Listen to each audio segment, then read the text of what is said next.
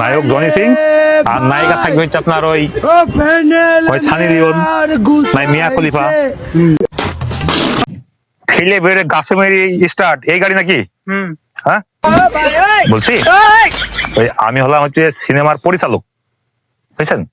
মানে এলাকায় থেকে যত মনে করেন যে আপনার মতো ইয়াং জেনারেশন সুন্দর হ্যান্ডসাম ছেলেপিলি আছে, এই যে নেগি আমি হচ্ছে আপনার সিনেমাতে কাজ করাই, বুঝছেন?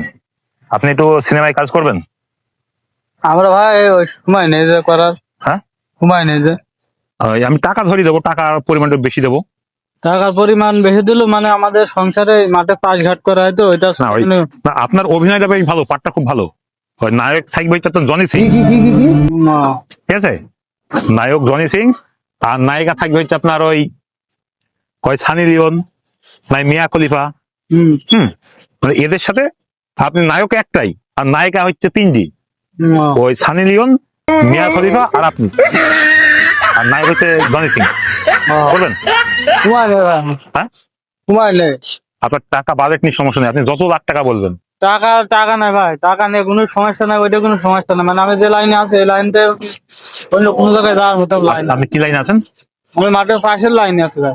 লাইনে আছেন চাষের লাইনে আছে, গরু মানে আপনার চেহারা শরীরটা খুব সুন্দর তো, যদি একটু দাড়ি বাড়ি শেপটা করে যদি একটা নায়িকার পাট দিয়ে আপনাকে সানি লিওন পাঠানো মিয়া খলিফার পাট, মানে ভালোই হতো না?